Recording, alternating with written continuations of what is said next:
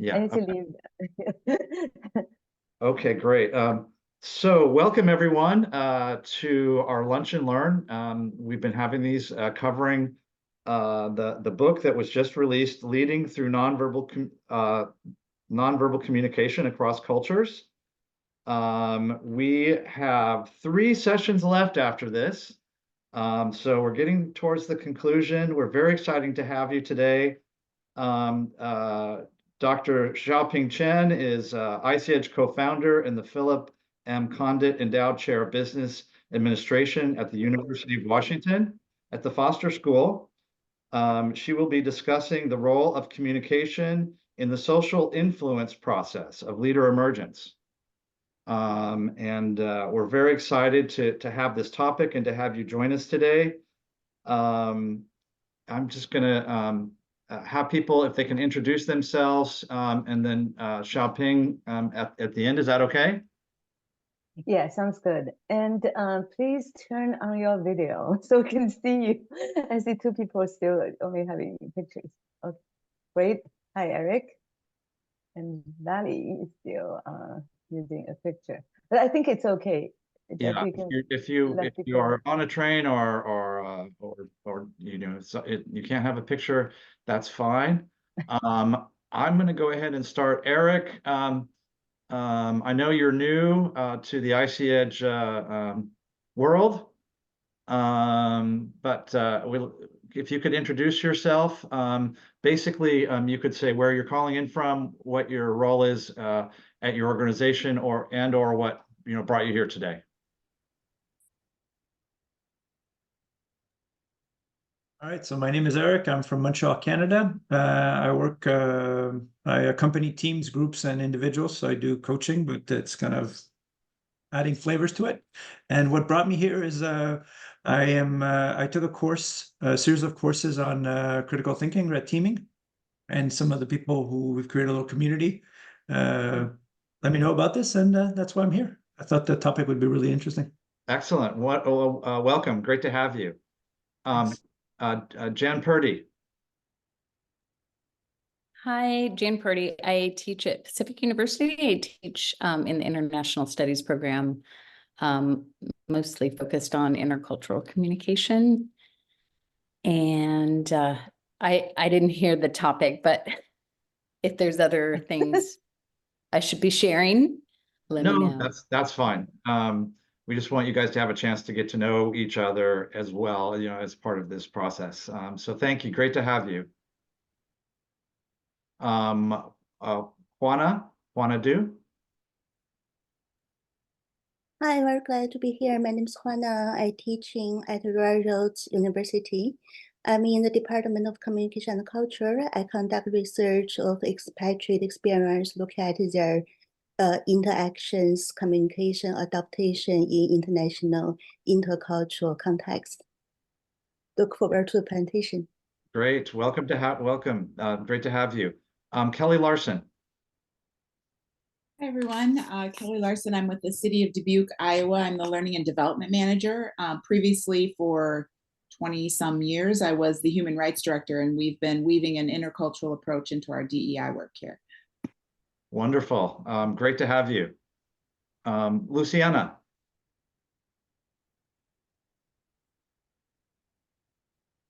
Oh, she's in Detroit. I'm here.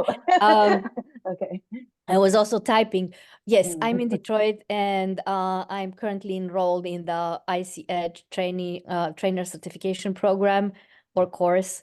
And I'm only here for part of the session because then I will teach Romanian. So I am Romanian. I also teach French. I spend most of my life teaching French.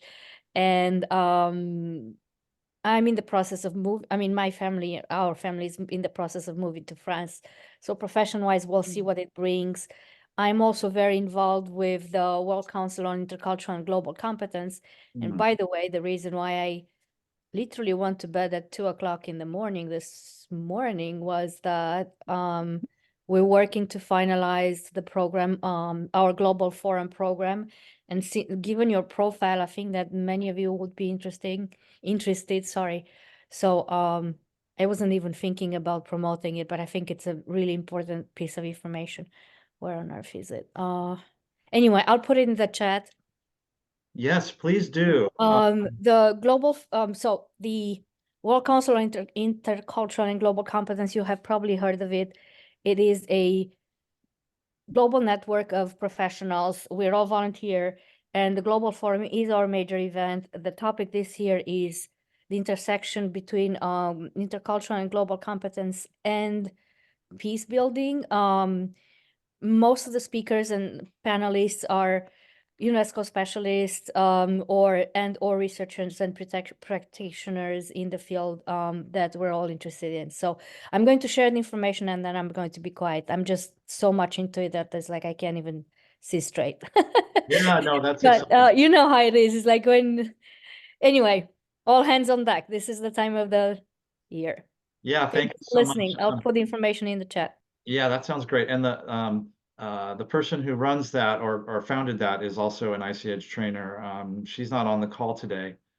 But yeah, that's great. We want to support that. Valley Murphy. Are you able to talk? Oh, I think she's in the LA Oh, airport. you're Yeah. sorry. You're in transit. Yeah. Well, travel safely, Valley. I think Aaron Yoshimura. I think that's the last oh no, and then Chris Cartwright. I think that should be everyone. I believe. Aaron. First. Oh, okay. I'm here. I'm not quite sure what we're supposed to say, but I'm here because I heard all the cool kids were hanging out here today. So I'm new to icEdge. Is it icEdge or Yes. icEdge? Okay. I'm new to it. This is only my second time showing up, and by trade, I am a diversity, equity, inclusion, and belonging trainer, coach, and consultant, and pretty much was called to this work because I grew up I'm a fourth generation Japanese American in the US, and of course, American US. And still to this day, people are very confused by this. This is not American. This is, I'm not a real American. And even though I came from tech, there was just so much miscommunication, misunderstanding, and a lot of bias and stereotypes that it's like, this is my calling. I think I got so many hints that I should be doing this. And so I do DEIB training, and I use an emotional intelligence framework because I feel like it really sets up self-awareness, regulation, social awareness, and relatedness and repair. So when I heard about this tool, I said, sounds fantastic. Always looking for really good tools to really unpack culture. And I also am IDI, a qualified administrator for the intercultural Development inventory. development inventory. Thank you. I don't even know what it is. So happy to be here. Great. It's wonderful to see you again, Aaron. Chris Cartwright, nice segue. Hi, folks. How are you? Sorry to be late. Toggling from one Zoom meeting to the next one is not easy all the time. So I'm here now, and I'm icEdge's greatest fan. I think these people are brilliant, genius, masterful. I've been reviewing this book because I'm writing a chapter on the intersection of intercultural competence and global leadership. And after reading your book, I feel highly unqualified to even be asked to write the chapter. So I'm thrilled to be here, and happy to see you all again. Yes, always great to see you, Chris. Thank you so much for joining us. Xiao-Ping, turning it over to you. Yes, great. Thank you so much for coming. I'm really, really honored to have you in this session. And now I'm going to pull up my slides. Okay. So the main purpose of this Lunch and Learn is sort of talk about our book, not icEdge in particular. And you have seen this the cover of the book, and we have four co-authors. So Wendy and Nancy already did their Lunch and Learn, and this is my turn. And next time, Leanne, who is also here today, will be talking about another chapter, which is about negotiation and aggression. Okay, so this is the TOC, table of content of our book, and my focus today is on chapter 7, leading through nonverbal communication. All right, so leading via nonverbal communication, this is probably quite new, right? Because when we talk about leadership, it's all about, social influence. We talk to people and we try to establish a vision and persuade people to do the things that we think will be good for the organization. So I think let's, before we delve into this topic, I have one quote I like quite much, a lot. All leadership communication is intercultural. And so for an organizational leader, not only what they say is important, but equally and sometimes more important is what a leader does not say, how a leader responds to what others say or not respond, just everything the leader does communicates something to people. In this book, we just sort of define leadership. I think you all are very familiar with the concept of leadership, which is it's an influence process, right? Influence people to achieve a common goal. So this influence, how does this influence happen? Oftentimes it's an interpersonal influence, so we call it social influence. And in our definition, this social influence is informed by and shaped by communication. So communication refers to both verbal and nonverbal. Oftentimes people pay a lot of attention to the verbal piece, but not on the nonverbal piece. Okay, now I remember that one of my favorite executives is Anders Berglund, and he was a co-founder of IKEA in Seattle. As you can see, my university is located in Seattle. I have the Space Needle and Mount Rainier behind me, right? And so because I like his leadership style, so I often invite him to my classroom for the MBA students. And every time he will do something different with my students.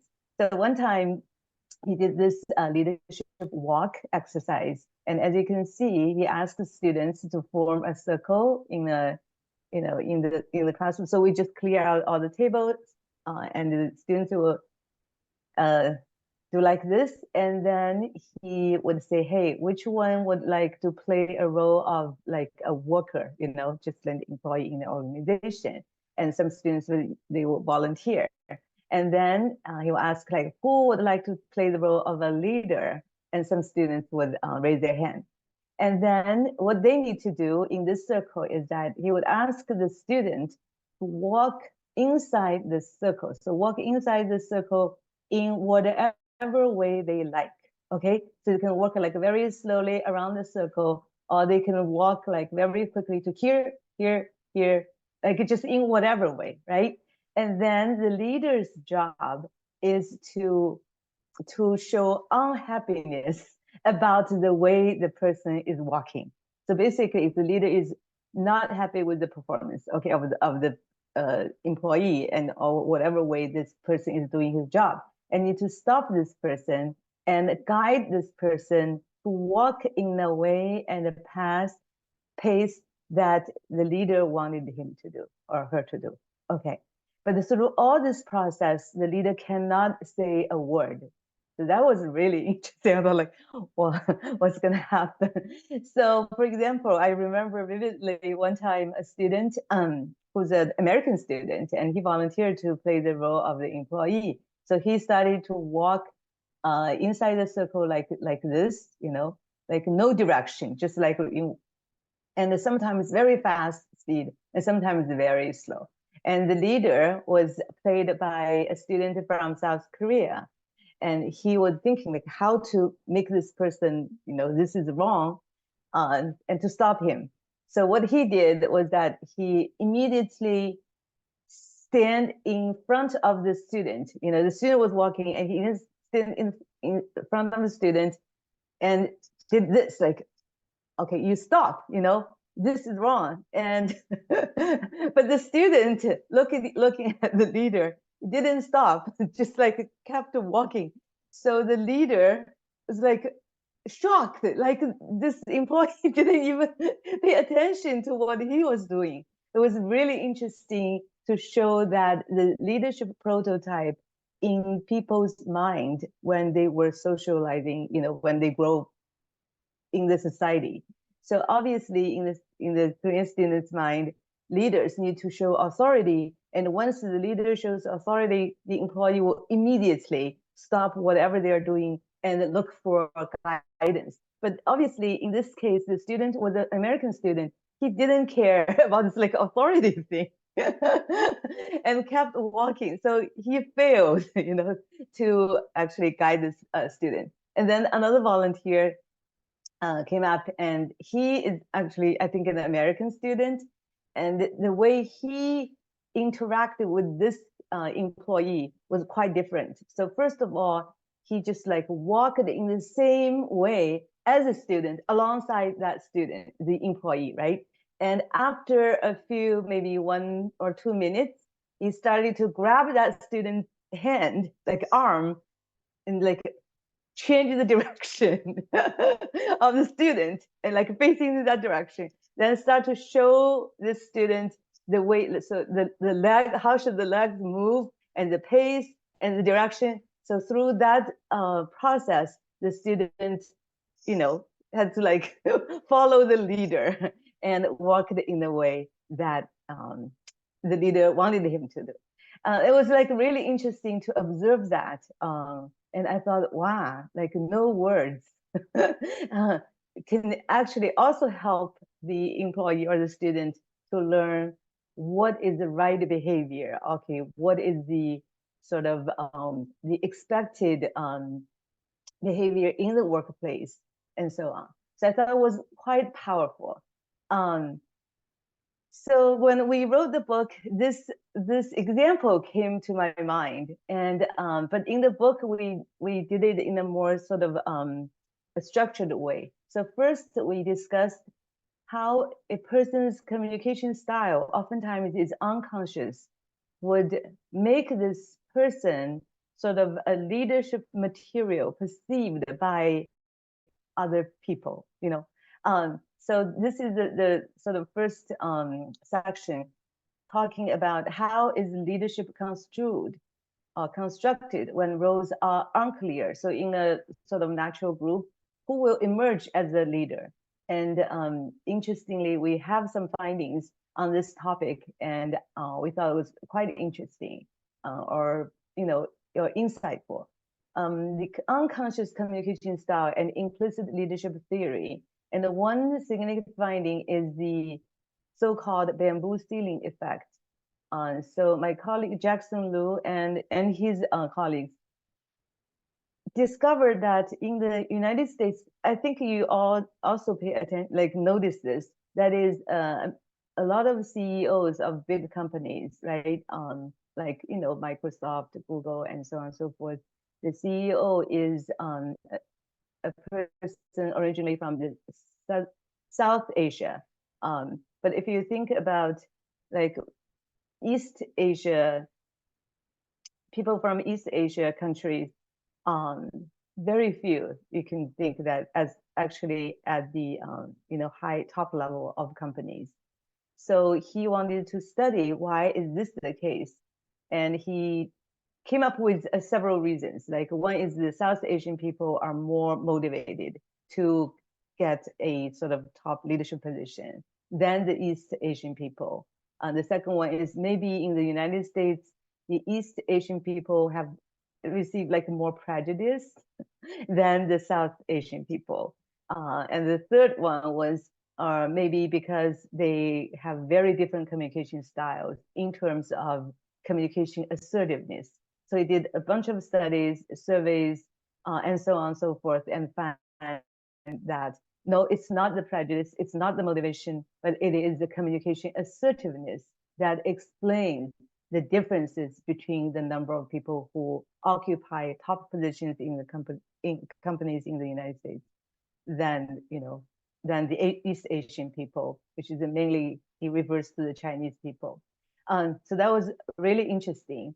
And my doctoral student and I were thinking, this is this phenomenon is quite interesting, but can we dig a little bit deeper to see if there's any sort of implicit bias against indirect communication? Because we often know that the East Asian people, they communicate in indirect and implicit ways, right? And in the States, the communication norm in general is like direct and straightforward. So we are not sure, what's there, but through, I think we did 4 studies, including ask people to come up with words describing a person's communication style that they thought was good or bad. And when we describe a person's communication style in terms of direct and indirect, ask people to come up with words that are associated with the communication style. And interestingly, we found that when we describe a leader as a direct communicator, majority of people provide positive words, like 70%, associated with the direct communication style. But when we describe a person with an indirect communication style, the associated words were mainly negative. So, and then we asked people to sort of tell us, when you encounter a leader with this direct communication style, to what extent, not the leader, like your colleague, for example, have this direct communication style, to what extent you perceive this person has actually having leadership potential, and to what extent you will be willing to select this person to put in a leadership position. And of course, in the US, majority of people think direct communication style is related to an effective leadership style, and they're more willing to select these kind of people. And more importantly, we also identified that if you're a direct communicator, people oftentimes in the US would say you are also competent and you are honest. So competence and the perceived honesty becomes sort of, we call the mediating mechanism that relate the communication style with their perception of leadership potential. Now, when we do the same study in the Chinese context, it's different, but the difference is not on the direct communication, which is also interesting. That means that in the Chinese context, people also perceive direct communicators to be very positive. A lot of positive words associated with that. But when we describe a person with an indirect communication style, they also come up with many positive words with that. So they do not have sort of this implicit bias against indirect communicator or direct communicator, which was quite interesting. Okay, so in that case, in different cultural contexts, one's communication style itself, to some extent, would make other people think you have a more, potential to be a leader or not. Yes, Erin, you have. I also just want to add a little bit of nuance to how are we defining what a leader or leadership looks like. Yes. Oftentimes it's that front of the room, it's taking charge. Very good. Yeah, we're starting to see leadership has much more, it's multifaceted. You could be a back of the room leader, you could be a leader of servant leadership, that type of things too. So I just wanted to, I guess, ask you, is that where we're coming from when we're defining leadership here? So we define leadership as a process of social influence so you influence other people to achieve a common goal. You can use whatever style that suits you, but it depends on, like, the effectiveness of that style depends on the cultural context that you are in. Okay. I just see personally, being of East Asian descent, that my cultural values would be more about being a back of the room leader and helping other people step up into leadership, and not me always having to have the spotlight, if that makes sense. Yes, me too. Yeah. So in some cultures that is perceived extremely positively. So if you, I think like in Sweden, so like Anders Berglund, he's that kind of person, very low key, very approachable, never show this like dominance thing. But outside of that culture, to what extent people perceive that to be like a leadership potential, it's a different story. Actually, in the US, probably not, like majority. Of course, in some situations, that is the case. Yeah, okay, very good question.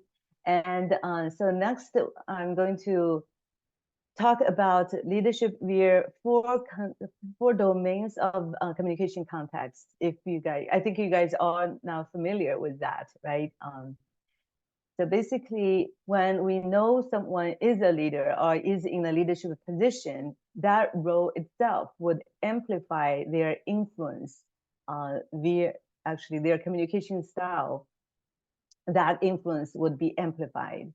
So there are four domains, and we ask questions in these four domains. First is what are the communication norms in expressing, for example, agreement, disagreement, the role of emotion in communication, that's message, and then the relationship domain and time domain and space context.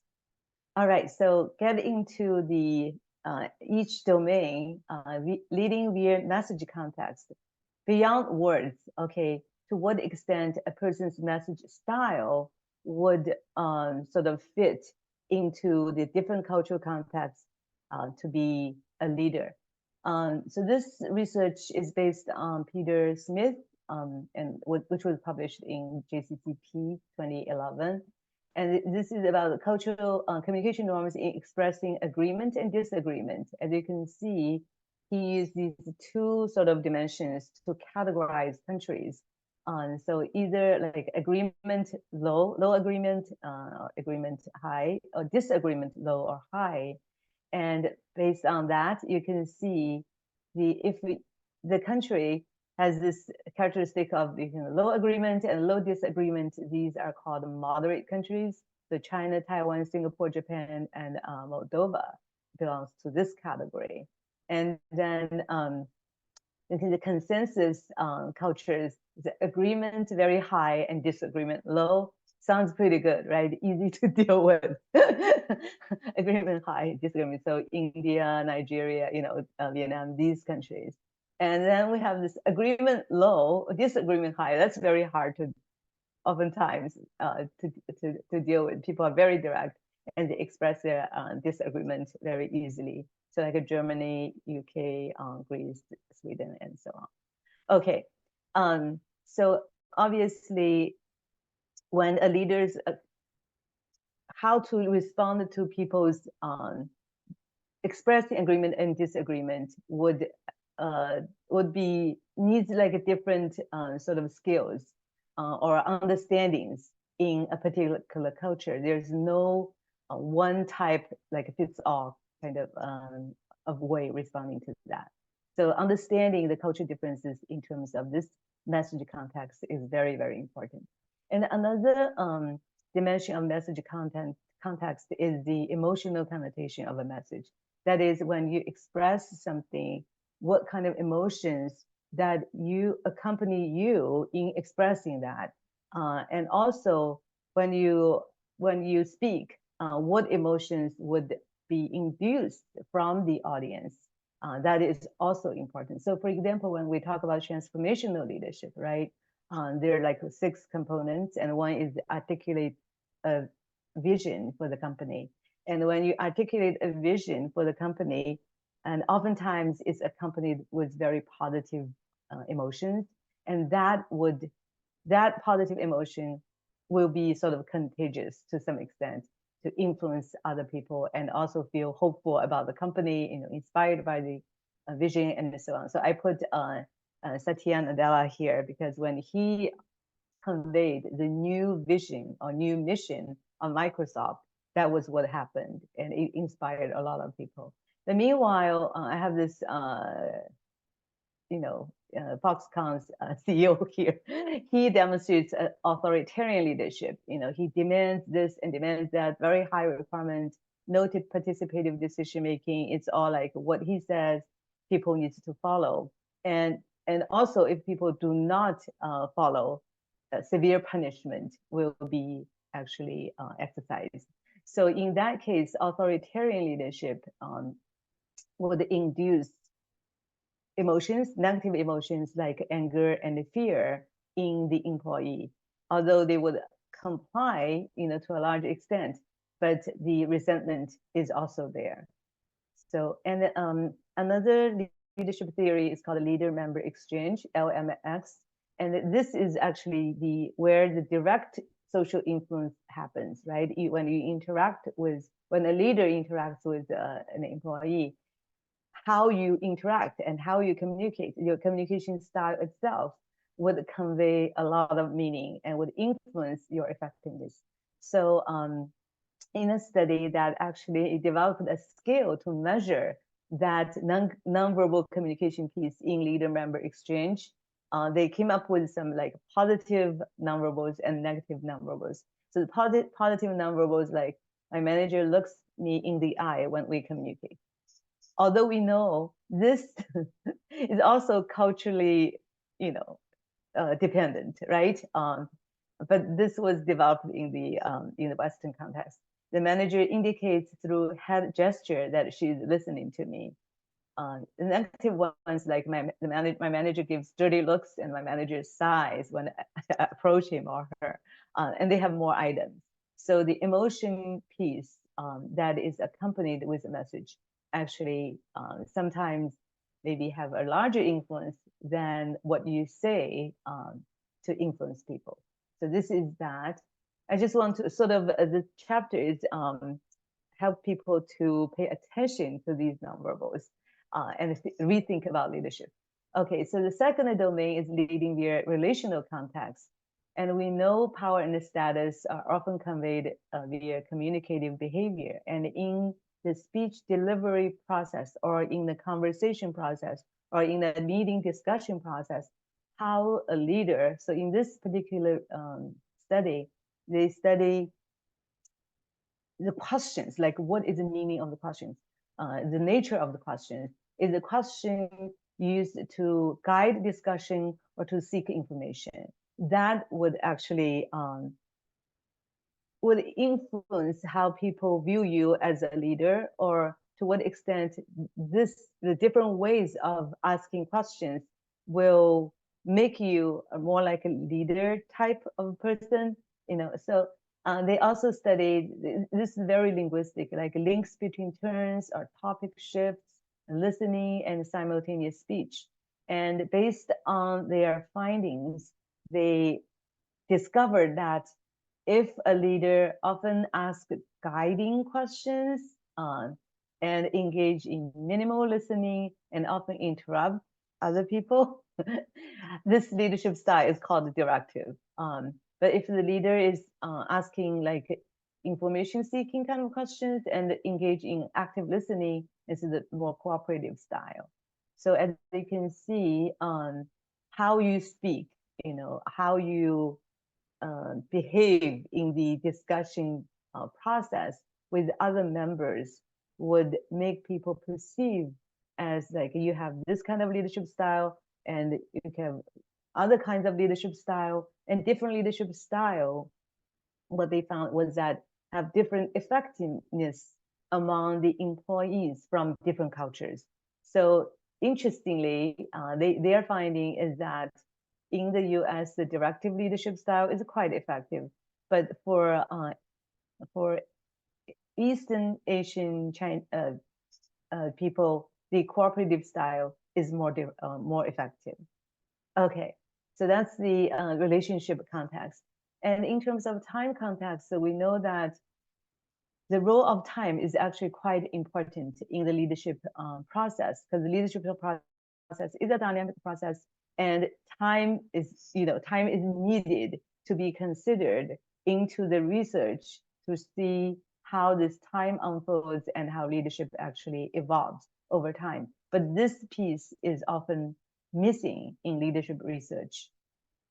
All right, so in terms of time, for example, we look at like the meaning of meeting lateness, right? If you're late for a meeting, how people in different cultures will perceive you.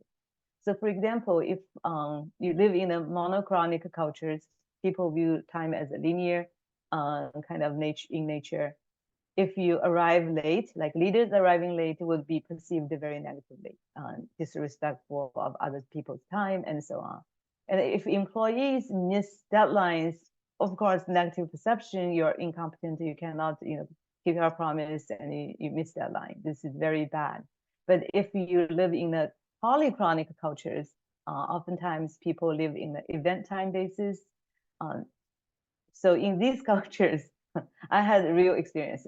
Late arrival for the leader actually imply power and status. And people totally are okay with leaders being late. And I was like, oh my God, you're wasting all our time. But other people are okay in that culture. And missed deadlines. Of course, in the US, we are so used to this, like you cannot miss deadlines. But in these cultures, oftentimes missing deadline is viewed as you're, giving extra effort on the task. So if you criticize this person to be like missing deadline, this person will be like mad. Why are you criticizing me? I mean, like making extra effort into the project. Anyway, so that's that. I just use like one example because I want to leave some time for discussion. And finally, leading via space context, as Aaron actually mentioned earlier, whether the leader sits in front of the room, right, or facing everyone, or like in the back of the room, that actually signals something. But the signal, the meaning of that differs in different cultures. Okay, so space conveys complex meanings. For example, like meeting locations, right? Where do we conduct this meeting? For example, this is a performance evaluation meeting to see these two guys and these two girls. Do we conduct the meeting in the leader's office or in the subordinate's office? That might have different meaning, or people perceive it differently. Or we conduct it in a conference room versus a coffee shop, right? Or in a park or a dinner table. Just itself, the location itself already conveys some meaning. Like even you don't say anything and the employee or subordinate already perceive, okay, what is this meeting about? And also like seating positions, as Erin mentioned earlier. For example, I put some pictures here, like round table dinners. And we know in the Chinese context, that people always have round tables for dinners. So which seat is the most important seat? I don't know if you guys, because I'm often unaware of this. Now I'm completely aware of this. When I go to China, every seat has a meaning. So I remember in the conferences, like when we have a lot of foreign guests, right?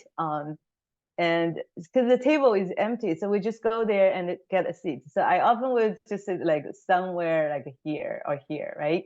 And most people will leave these like important seats, not sitting in these important. So and we start to talk and so on and so forth. Then the foreign guests, they have no idea about any meaning of these seats. They would like sit here and here. So we all just like laugh. I mean, secretly, but it's okay if they are completely ignorant. That's fine, no meaning at all. But in China, it has a lot of meaning. And also the like sitting side by side versus face to face. People in different cultures have different preference, like to show intimateness, whether it's side by side or face to face. You can think about that. And sometimes when I watch movies, I see like, interesting here. The couples all sit side by side. How do they communicate? Do they feel that is more intimate? But in other cultures, it's face to face, shows more attention and intimacy.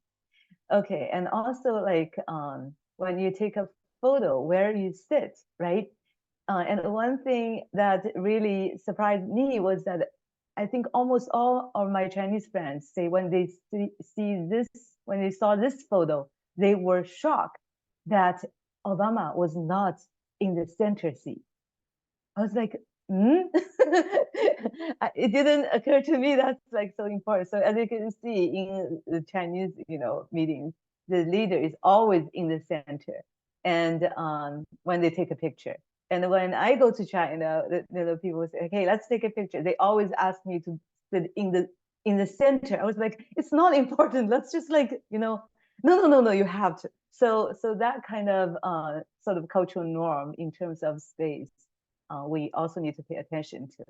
All right, so at the end of the chapter, I proposed a few propositions for future research, because the nonverbal context of communication has almost like never been integrated into leadership research. So these are just like pointers for future researchers who are interested in this space, to sort of some guidance that these might be the directions that we can look at to conduct or to identify research questions.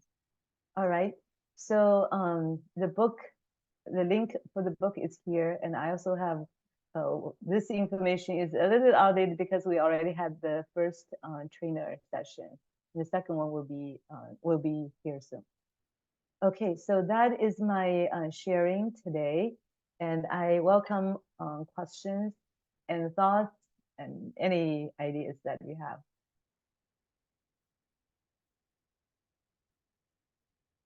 Okay, so Jeff, I saw your chat. Can you just read that question out? Yes. So Aaron asked, how do binary genders, male and female, impact some of the data? As an example, if a female leader shows up late, does that signal power, high status, or something else? That's a great question. And this question has not been studied like systematically or formally in our research. This is a great question. Yeah. Okay, so the reason why I think this is really a great question is that, so we say in the polychronic cultures, like event time cultures, and people often see leader, late is totally okay, showing status. But oftentimes in these cultures, they also have some kind of prejudice against, women leaders, right? So if women leaders show late to a meeting, what can happen? Anyone have some insights there? Or Erin, what about your insights? Like your observations? I have no data to back it up, but just It's okay, just your experience. From my own Yeah. experience, I feel that, being not only identifying as a woman, but also as a woman of color, Asian woman, I've heard some really bizarre things, like I should take notes. And I'm like, well, wait a minute, I called this meeting. Right. I am the leader of this. And it was very apparent when I visited, like, my company, the US company I worked for had offices in Japan. And also the women that was up very high up, it was not unusual for her to serve tea. Maybe not make it, but serve it. And so I see a little bits of that trickling over. But I suspect that many of these studies were because white males are typically in leadership roles, that this probably is mostly about white males. Yes. Yeah, I think this is a super interesting question. Okay, I probably will study this. Yeah, I think this is super interesting. It's complex, because it's not just a simple answer. Oh, Thank and you, we didn't, sorry, Chris, just real quick. And we did not add in accents too, because of my experience. I worked in the technology field, and I used to hear it all the time where I can't understand. So I'm like, you just need to attune your ears a little bit. Just try and not expect the other person to speak perfect English to suit your needs. So I saw a lot of impatience, even when it came to accents. And so, yeah, I think there's a lot. That would be fantastic. Yes. Information on that. Okay, thank you so much for asking a great question. Yeah. Chris, I had an example of a colleague many people here know, a woman named Janet Bennett I worked for, and she was profoundly polychronic. She would Yeah. call a staff meeting at lunch and walk in the building at 3 in the afternoon with her What? lunch that she picked up. And that's when she was having lunch, and therefore it was a lunch meeting. And I didn't know that when I first started working with her, and I showed up at noon, and I had my pad and I was ready, and the staff was looking at me like, "Oh, you don't get this." And That's they funny. finally let me know, no, it will happen when it happens. Lunch is a broad definition, and you ought not to be married to for 12:30. But the other thing was in verbal and nonverbal communication.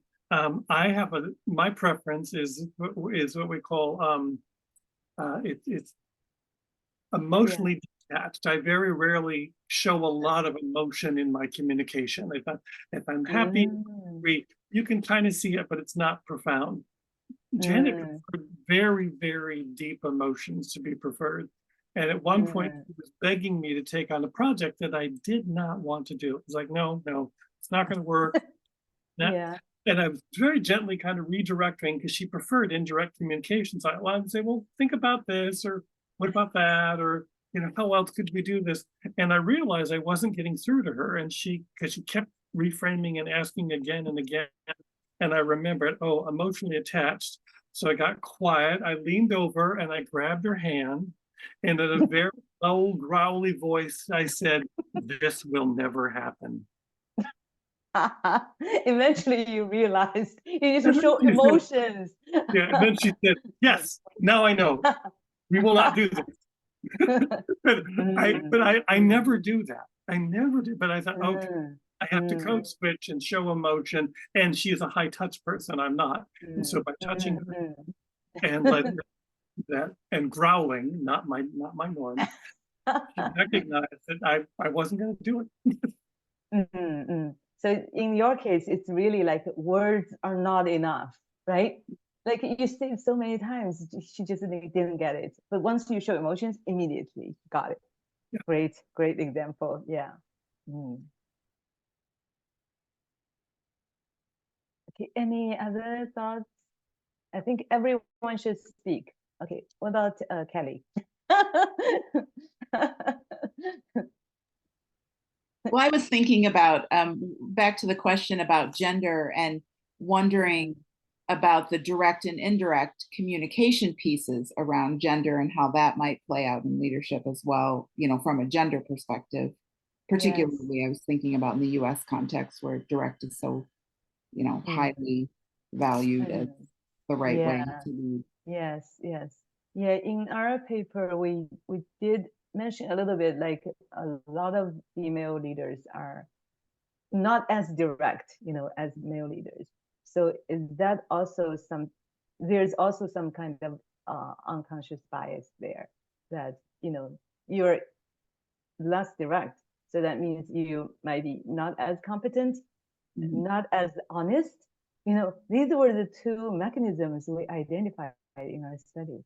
Like, oh my God, this automatic sort of association between a person's communication style and some really deep level characteristics. How do people do that? This is like totally unfair. Yeah. Okay. Thank you. Wana, you want to? Yeah, I find this discussion very fascinating, and thank you for the insights.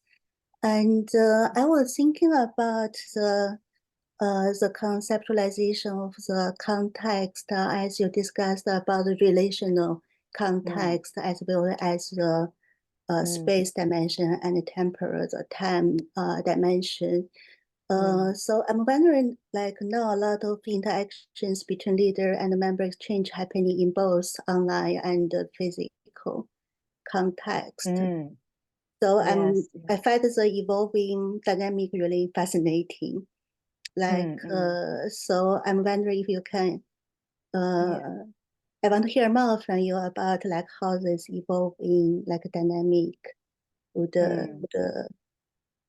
demonstrate in a particular, the leader and the member exchange situation. So I'm still thinking about those questions. I find this discussion very fascinating. Very, very good, very good. So, so the questionnaires were from the in-person sort of leader-member exchange. Now, when it's moved online, a lot of things changed, right? So when we think about it, like in offline meetings, you and I, we look at each other, we understand something. But in the online meeting, I cannot look at you because I just cannot look at you. And you won't know that I'm looking at you. That's like so difficult. And also on online meetings, a lot of spatial cues are gone, right? The only thing we can see is our like upper body and our facial expressions.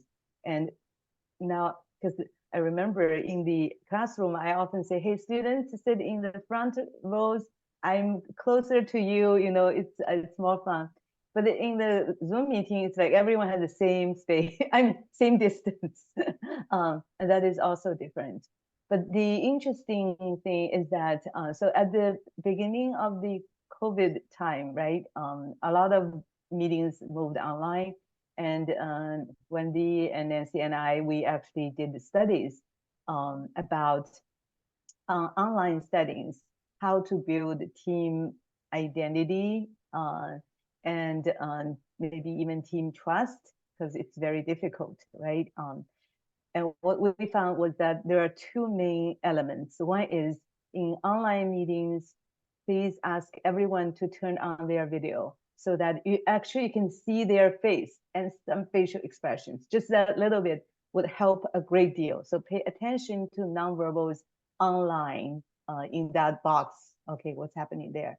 And the second one is listen very carefully. So I always use my earphone in online meetings. That way I can concentrate. So one thing good about online meeting is that when people talk, actually the voice is clear.